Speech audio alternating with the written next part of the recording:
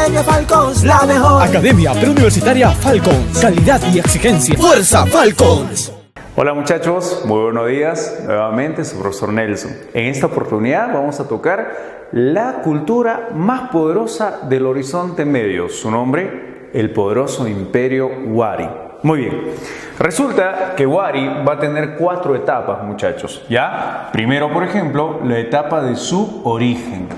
Tenemos que entender que en la etapa de su origen, Wari se ha tenido que originar a partir de varias naciones. Por eso es que llamamos a Wari la segunda síntesis cultural. No te olvides, la primera viene a ser Chavin, la segunda viene a ser Wari. Muy bien. Resulta que Wari se ubica en lo que viene a ser la actual región de Ayacucho. Ahí se encuentra su centro neurálgico de esta poderosa nación. Su capital, no te olvides que viene a ser Wari mismo, ¿ya? Wari, no viene a ser Viñaque, Wari es su capital. Su descubridor es Pedro Cieza de León. No te olvides, Pedro Cieza de León. Y resulta que Pedro Cieza lo va a llamar bajo un nombrecito, Taipicala o Viñaque. Seguro que tú ya sabes, ¿no? Sería Viñaque, no te olvides, Entonces, ¿cómo funciona todo esto? En el siglo XVI, específicamente 10 años después de la fundación de Huamanga, lo cual sería pues la fundación de Huamanga 1540, 10 años después 1550. En esa etapa llegaría Pedro Cieza de León, un cronista español. Y resulta que al llegar a Huamanga, él se dirige hacia la parte noreste. Y resulta que sobre un río que naturalmente los lugareños lo llamaban Viñaque, se encontraba este sitio arqueológico, que por cierto no es como lo vemos hoy. Como lo vemos hoy es lastimosamente ya saqueada, ya casi enterrada en un 90%, y resulta que en esa época, en el siglo XVI, él encontró todavía muros de 14, de 20 metros de alto, encontró monolitos, él describe inclusive una especie de templos, él describe enormes mausoleos, unos entierros impactantes, él describe una ciudad enorme, y resulta que Pedro Cieza decía, pues no, en este lugar se han asentado personas blancas y de ojos azules. En este lugar han vivido gentes similares a nosotros, porque yo no creo que los indios hayan construido una ciudad de esta envergadura. Entonces, tanto fue el asombro de Pedro Cieza que creía que esta ciudad era construida por blancos y no gente como nosotros. ¿Te das cuenta? Pedro Cieza. Entonces, niños, resulta que Pedro Cieza se convierte en el descubridor. Ya, posteriormente, los estudios sistemáticos ya van a iniciar para lo que viene a ser el siglo XX, ¿ya? Para el siglo XX, nos referimos para el año de 1900. Resulta que en una famosa revista conocida como la revista Huamanga, un abogado ilustre huamanguino de nombre Pío Max Medina, ¿ya? Pío Max Medina, hace referencias a este sitio arqueológico, cuando su nombre en esa época aún era Viñaque. Ese es el nombre que le habían puesto en el siglo XVI y en el siglo XX lo conocíamos bajo Viñaque. Resulta que Pío Max Medina habla en la revista Huamanga sobre esta poderosa nación de los Waris. A ver, ¿quién es Pío Max Medina? Él viene a ser abogado, inclusive es un intermediario de esta región con Lima en pleno oncenio de Leguía. Algo así como secretario ha sido pues Pío Max Medina, y en honor a él se va a construir este edificio llamado Pío Max Medina. No te olvides, Muy bien. Oigan chicos, ¿y quién hace el verdadero estudio? Julio César Tello. No te olvides que Julio César, siendo padre de la arqueología peruana, en pleno oncenio Leguía ha hecho estudios detallados sobre nuestra cultura. Ya allá por el año de 1942, en pleno oncenio Leguía, hace pues sus estudios sistemáticos este arqueólogo llamado Julio César Tello Rojas. Él hace estudios, ojo, desde el famoso río Marañón. Y a partir del río Marañón, sus estudios se van a concentrar para el río Mantaro y posteriormente para lo que viene a ser el Valle del Apurímac. Y en una de estas, Julio César Tello llega a nuestra querida Huamanga. Y en Huamanga hace estudios en lo que hoy viene a ser Conchopata. Y cuando llega a Conchopata, él advierte de que hay algo de Tiahuanaco en esta nación de Viñaque. O sea, él fue la primera persona en tratar de interpretar de que hay elementos del sur en esta poderosa nación. Ya Julio César Tello, que por cierto también ha excavado en lo que hoy es Huari. ¿Cuál sector, profesor? En el famoso sector de Chejoasi. Él habla de los entierros, los mausoleos elegantes, ¿te das cuenta? Y posteriormente el estudio sistemático también lo viene a hacer Rafael Arco Joyle. Y Rafael Arco Joyle fue la persona en cambiar de nombre. Ya no sería Viñaque, sino Huari, que por cierto muchos creen que significa misteriosa ciudad de piedra.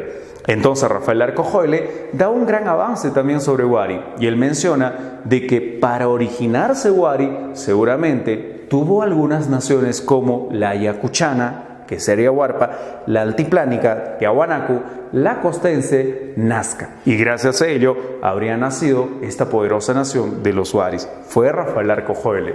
Y luego los estudios de Luis Guillermo Lumbreras.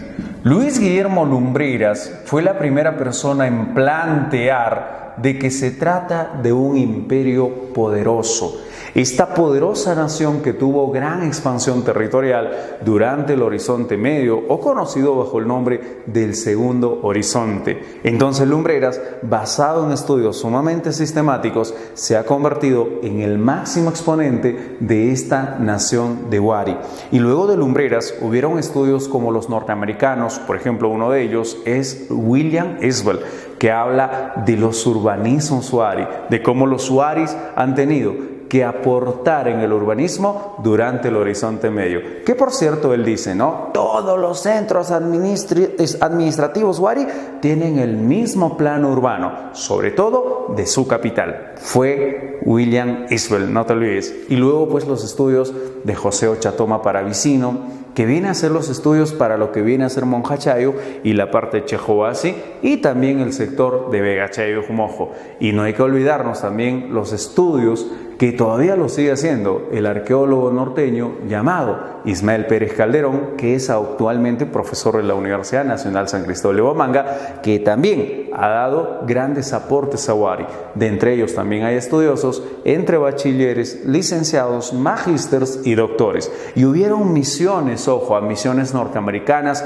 que han también estudiado lo que viene a ser Huari. Y por supuesto hoy lo conocemos como un poderoso imperio. Muy bien, sigamos. Ahora muchachos, en antes decíamos su origen. ¿Cómo se ha originado esta nación?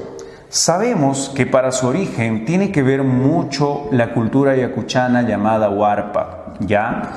Hoy sabemos que los Huarpas de Ayacucho, más o menos por este territorio, han tenido contacto con una nación costeña, en este caso con la nación de Nazca.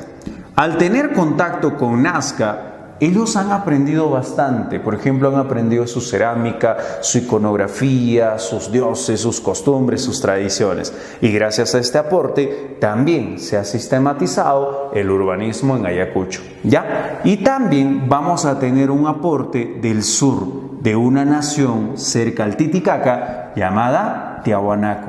Y entonces de Tiahuanaco hemos aprendido su litoescultura, hemos aprendido su vaso ceremonial quero, y por supuesto también se ha aprendido lo que viene a ser su dios Huiracocha. Una vez hecho esto, entre Huarpa, Nazca y Tiahuanaco nace esta poderosa nación llamada Huari. Sin embargo, hay otras naciones también que han aportado. Por ejemplo, Lima, Pachacamac, hay también aporte de la cultura moche, y otras naciones como Paracas. ¿Ya? Por eso es que decimos que Huari es la segunda síntesis cultural. Sin embargo, la base, si a mí me preguntan, ¿no? La base de la organización en Ayacucho, ¿cuál sería? Huarpa.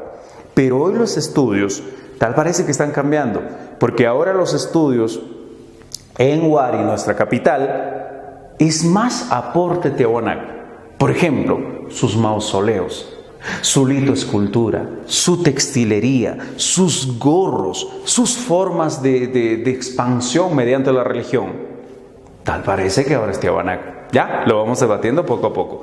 Muy bien, chicos. Entonces, resulta que Huari es la segunda síntesis cultural. Muy bien, uno dice su sociedad. Profe, ¿cómo fue la sociedad Wari?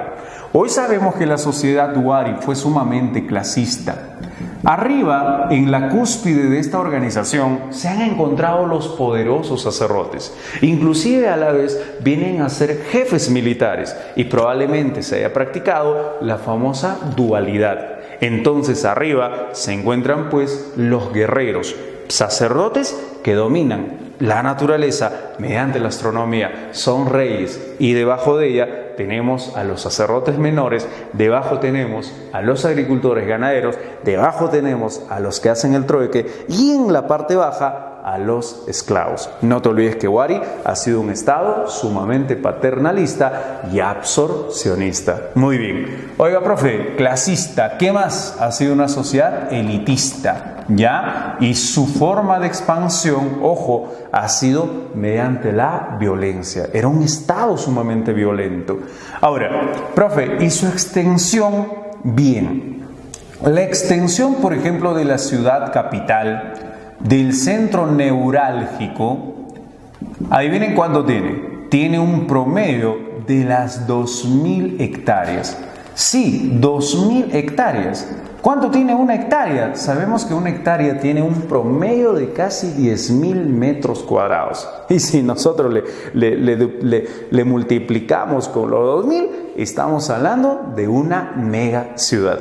Y hoy sabemos que ellos también se han expandido mediante su religión y sus centros administrativos llamados cabeceras de región. ¿Cuáles son las funciones de las cabeceras de región? La de tributar. ¿Pero a quién tributan? ¿A quién tributan? Tributan a su capital. ¿Y con qué cosa tributan, profesor? Con bienes y servicios. Cuando uno dice, por ejemplo, los bienes, bueno, se habla, por ejemplo, de materias primas. Por ejemplo, ¿cómo qué, profesor? Por ejemplo, los bienes vienen a ser sumamente metales preciosos. Por ejemplo, oro, cobre, plata en estado bruto, lo van a traer del sur, de la meseta. No te olvides. Entonces, fundamentalmente, vamos a tener los bienes. Muy bien. Y estos bienes tienen que entenderlo por materias primas. ¿Y los servicios, profesor? Como la fuerza. ¿La fuerza de qué? De trabajo. No te olvides que inclusive esto va a funcionar en la época de los incas. La forma de tributar a tu estado es mediante tu fuerza de trabajo. No estamos hablando del tributo mediante la moneda. Ese es en Europa. Acá no sucede eso, ¿ya? Muy bien. Ahora, la otra característica fundamental de esta nación, y para poder entenderlo, es su cerámica. Tú podrás observar acá una cerámica zoomórfica. Profe, ¿qué representa? Representa a una llama. A una llama de origen, ¿dónde? Una llama altiplánica. Entonces, a este estilo lo vamos a llamar una cerámica del estilo Robles. Robles Mojo. Y el estilo Robles Mojo de la cultura Wari tiene un aporte netamente tiwanaquense. Y aparte de estos estilos, por ejemplo, vamos a tener el estilo Huamanga.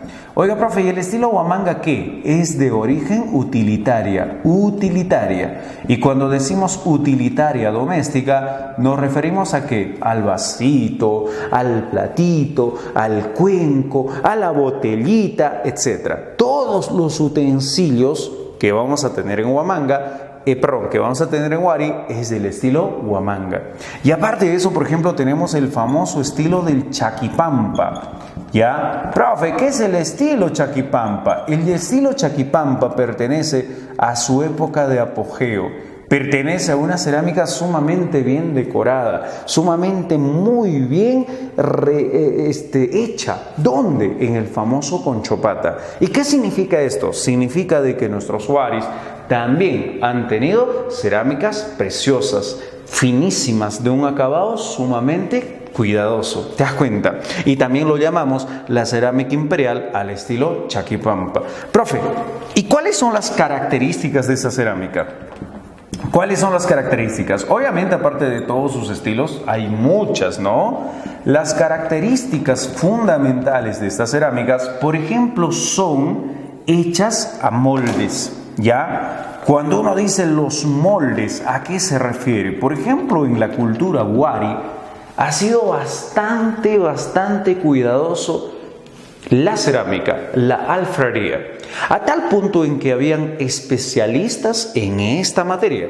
O sea, los alfareros por excelencia vivían en un solo lugar. ¿Dónde? En Conchopata. Y a partir de Conchopata se distribuía la cerámica utilitaria, ceremonial, hacia las diferentes cabeceras de región. Es parte también de su economía, ojo. Entonces, para poder producir en grandes cantidades a requerir el imperio, entonces necesitan los moldes. Pero habían también cerámicas que se trabajaban de manera única.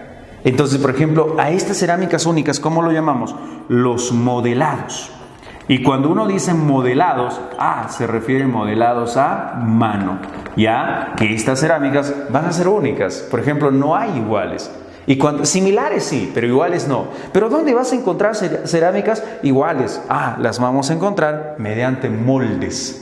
Ya, misma boquita, mismo cuello, mismo cuerpo. Lo vamos a encontrar ahí, ¿ya? Aunque probablemente tú, basado en la física, me vas a decir, no hay objeto igual en el mundo. También, pues, ¿no? Oiga, ¿qué más? Estas cerámicas van a ser de usos domésticos, por ejemplo. Cuando uno dice doméstico, es para las actividades de casa. También hay cerámicas de uso ceremonial, por ejemplo. Ahora, del uso ceremonial en Huari, podemos hablar de la cerámica Huari negro, que ha sido exclusivamente de uso ceremonial para hacer las quemas, los sacrificios. Pero aparte de eso tenemos el estilo Conchopata. En el estilo Conchopata está representado el cuerpo y el rostro de su poderoso dios, en este caso Huiracocha. Pero ya no va a ser como Tiahuanacu, sino que en este caso este dios es adornado con elementos propios de la vida, propias de esta región. Entonces a este dios lo vamos a llamar, aparte de Huiracocha, el señor de báculos y también el dios Visco. ¿Ya? No te olvides. Muy bien. Ahora, muchachos, su metalurgia. La metalurgia de esta poderosa nación ha utilizado, por ejemplo, técnicas como el brocado, técnicas como el laminado. ¿Ya? Utilizamos el laminado. También se utilizan las técnicas de lo que viene a ser las filigranas. Cuando uno dice filigranas, ¿a qué se refiere, profesor? A hermosos hilos en oro y plata. Aparte de eso, por ejemplo, tenemos el martillado, ¿no? El martillado, la técnica del martillado. Aparte de eso, por ejemplo, la técnica de lo que viene a ser las aleaciones. Hay aleaciones de metales. Entonces, profe, ¿de quiénes ha aprendido todo esto, Huari? De culturas anteriores. Por ejemplo, el mayor aporte en el trabajo de la orfebrería ha sido un aporte de moche. ¿Ya? Entonces, ¿qué han hecho los huaris? Han perfeccionado los moches y a partir de ello han hecho hermosos vasos ceremoniales. Por ejemplo, lo que tú ves acá es un vaso ceremonial. ¿Para qué ha sido? Para poder dar culto a los dioses, probablemente para beber chichas en asuntos ceremoniales o quizá sangre para poder agradecer a dioses que te puedan dar ciertos aspectos en bienes económicos o la producción agraria o quizá para llamar al agua, al viento, ¿te das cuenta? Entonces ellos han utilizado todo esto, se han convertido en grandes maestros de la orfebrería, que por cierto es un aporte, vuelvo a decir, de la cultura moche. Aparte de eso, profe, ¿qué cosas han utilizado? Por ejemplo, ellos en su trabajo han tenido la tumbaga. Tú recordarás de que la tumbago champi es un aporte de Vicus, que los huaris no lo han olvidado. También vamos a tener el bronce. Profe, pero el bronce es de Tiahuanacu. Como te vuelvo a decir, los huaris lo que han hecho es adoptar y perfeccionar. Bronce tihuanaquense, tumbaga, vicus. Que la herencia cultural no muere en nuestras culturas andinas. Lo vamos perfeccionando. Muy bien. Por ejemplo, uno de los grandes aportes ha sido sus ciudades. Como te decía, Huari para poder emplear una ciudad utiliza maquitas. ¿Ya, niños? Entonces, cuando uno dice, profe, ¿y la ciudad de Huari se ha construido en un solo tiempo? No. Se ha construido de acuerdo al aumento demográfico. Cuando la población iba aumentando, entonces la ciudad también iba creciendo. el urbanismo.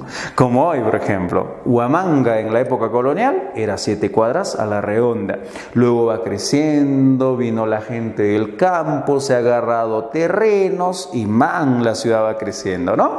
Algo así ha ocurrido también en Huari.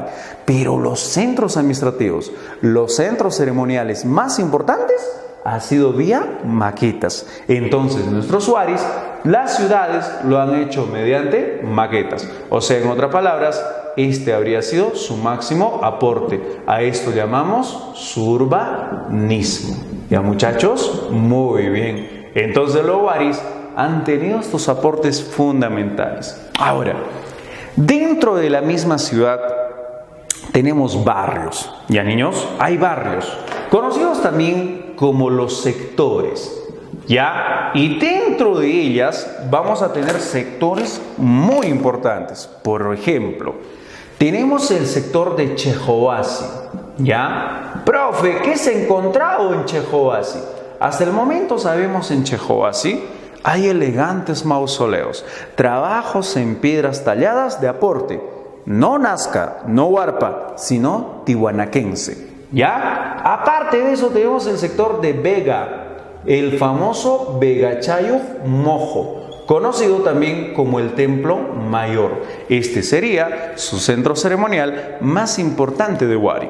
Ahora, si a mí me preguntasen, ¿cuál es su centro militar Huari? Ese es el famoso Capillapata, ¿ya? Entonces, Capillapata es conocido como ¿qué? Como el centro militar más importante de los Huaris. ¿Y Capillapata dónde queda, profesor? A la altura de la carretera como quien subes de Pacaicasa a Huari.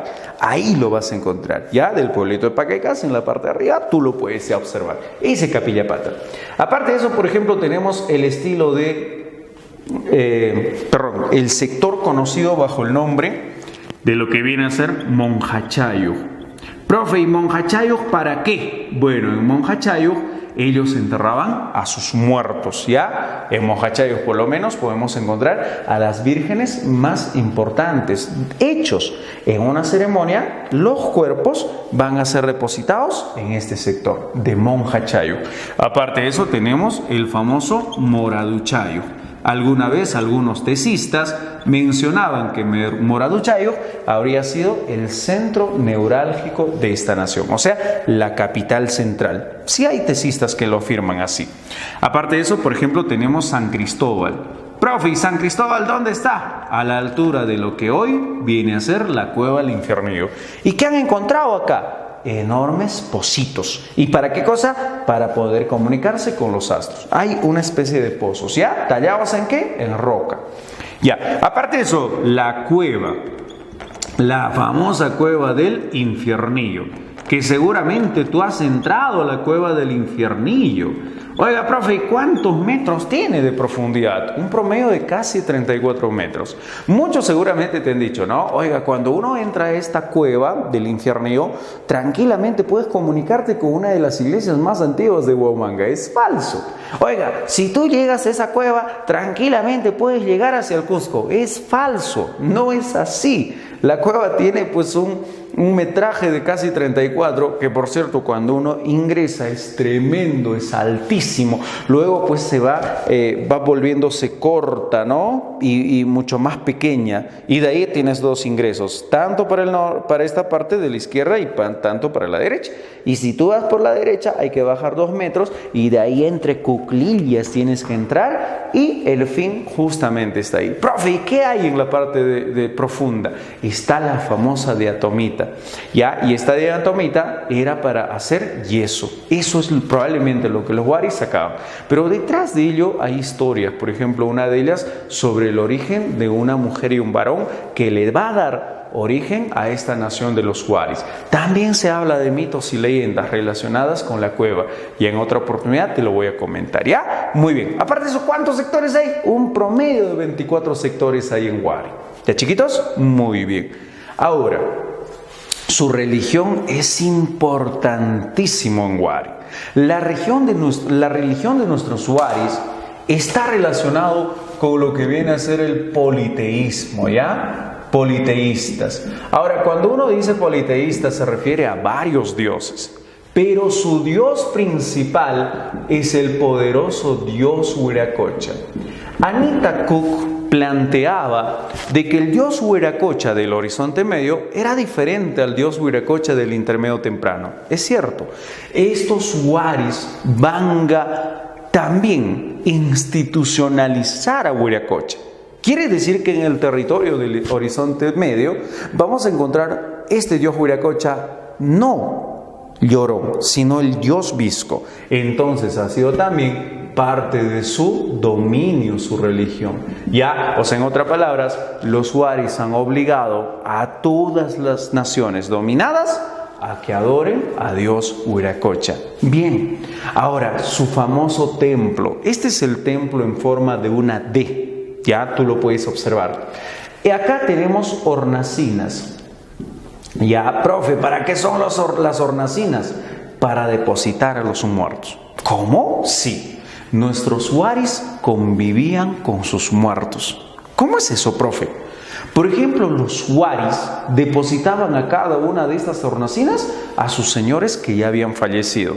Y la idea del sacerdote principal era comunicarse mediante ellos con la astronomía. O sea, en otras palabras, se habría convertido en un centro religioso, en un centro de vaticinio, en un centro de comunicación con los astros. Entonces, nuestros Huaris utilizaban también esta especie de Intihuatana para comunicarse con lo sobrenatural. Entonces, nuestros Huaris, no te olvides, su templo mayor se encuentra en el sector de Vega, Chayuf, Mojo. Ya, chiquitos, muy bien. Esta es la estructura en D que pertenece al templo mayor. Ahora, Huari, ¿cuál fue su decadencia, profesor?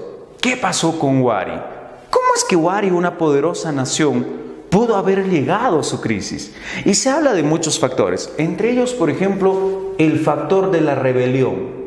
Dice que hubo rebelión de las cabeceras de región. Cuando Huari ya no podía abastecer a estos centros administrativos, ellos se rebelaron y optaron por independizarse.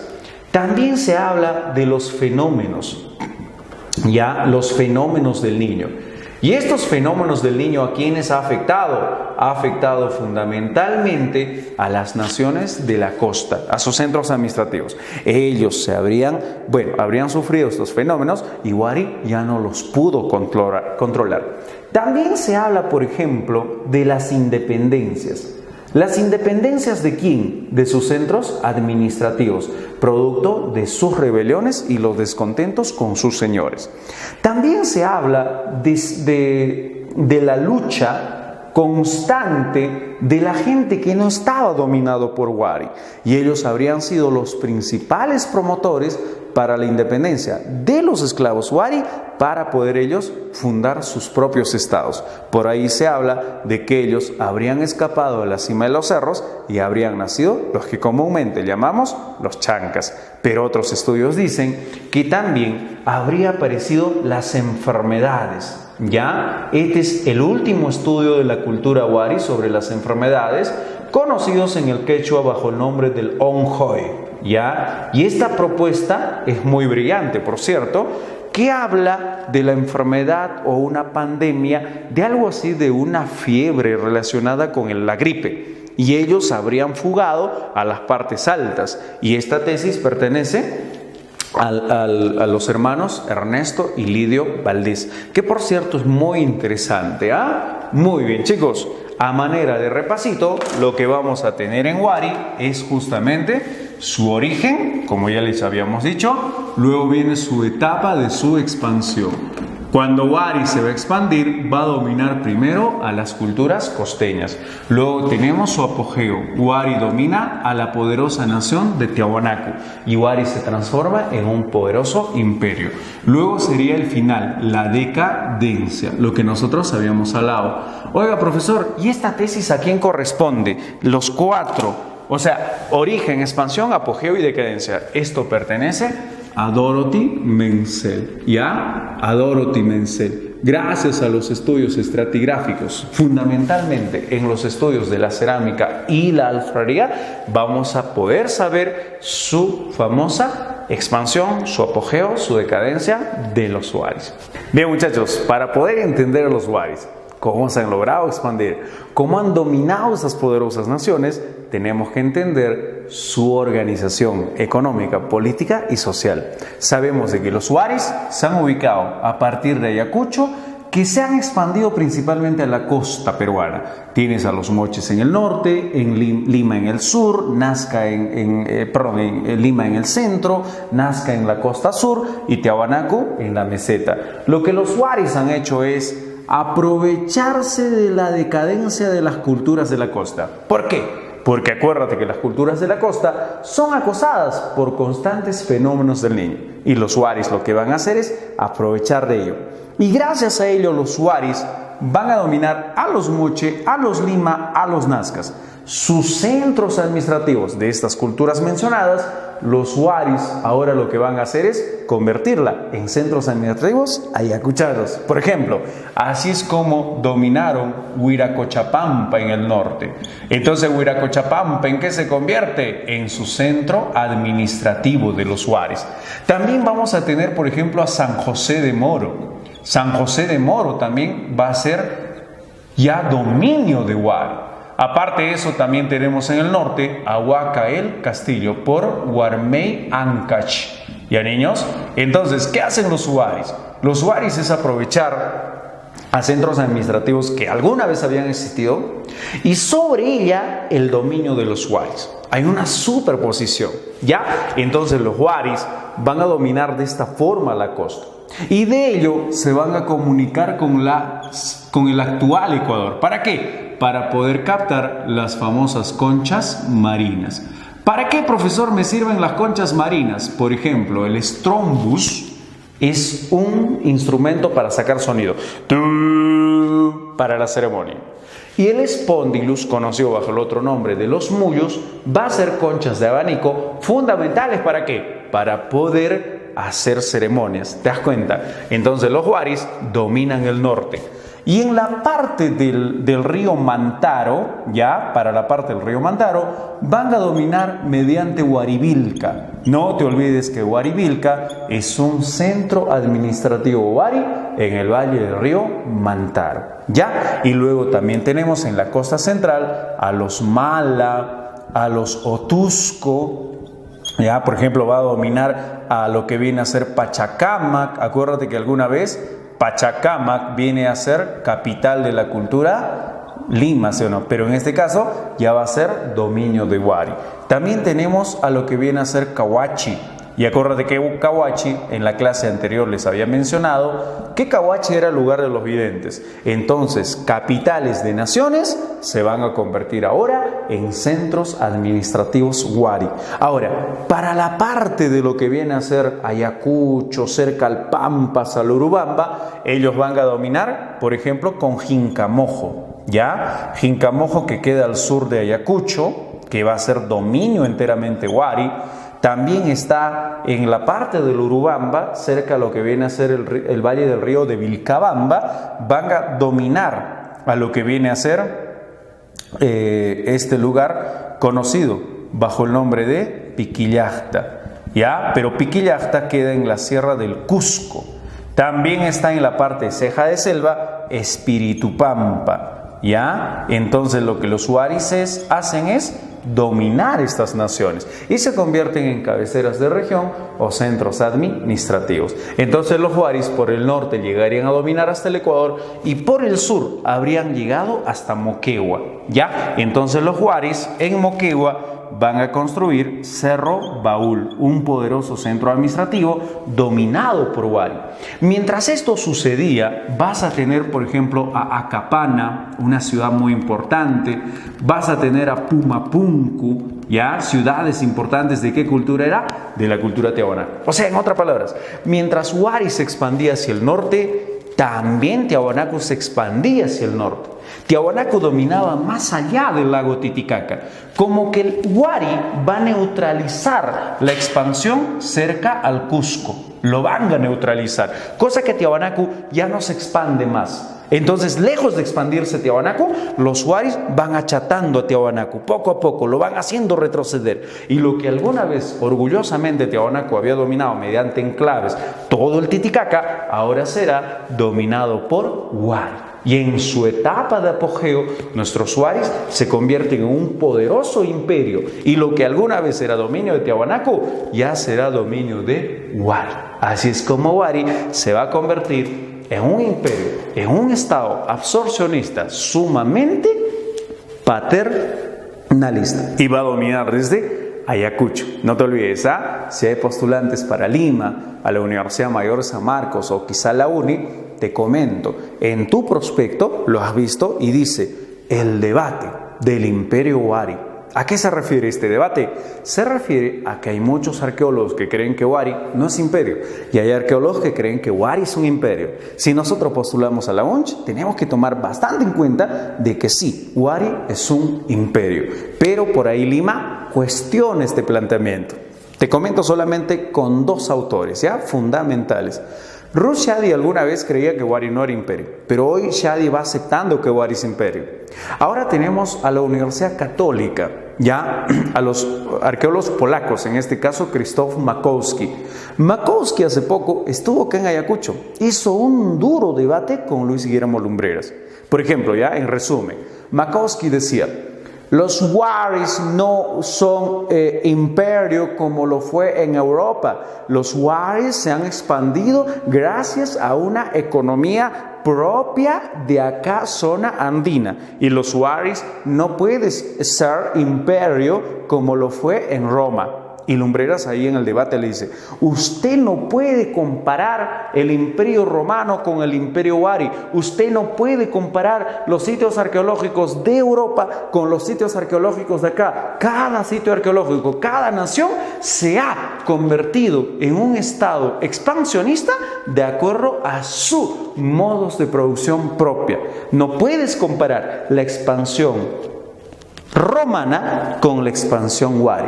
No puede comparar usted la organización europea con la organización económica, política, social. Acá cada nación ha tenido su propio desarrollo. Usted, señor Makowski, no puede decir que huari no es imperio. Huari es un imperio. Y ahí Makowski le dice: pero yo estoy diciendo que huari es imperio, sino que imperio es una palabra diferente a lo que usan acá. Y entonces Lumbreras le dice: si huari ha sido un imperio, expansionista, diferente a los romanos, entonces si allá en Europa lo llamas imperio, ¿cómo lo llamo entonces en Perú a un estado que ha dominado el río Marañón, el río Mantaro, el Apurímac, parte del Urubamba, que ha dominado la meseta y ha llegado hasta el Ecuador? ¿Cómo lo llamamos entonces si no lo llamamos imperio? ¿Solo estado expansionista? No, estados expansionistas han sido los nazcas, los Lima, los moches, los Tiahuanaco. Un imperio es cuando domina, cuando absorbe, cuando institucionaliza. Y también imperio sobre todo cuando paternaliza. Y huari ha sido eso. Ese es un corto debate a un tema que le han puesto en tu prospecto en Lima. Chicos, muy bien. ¿Con qué concluyo? ¿De que huari es un imperio? Por supuesto. Este ha sido el horizonte medio, la expansión de una nación poderosa como la de huari. Gracias y la siguiente clase nos vemos.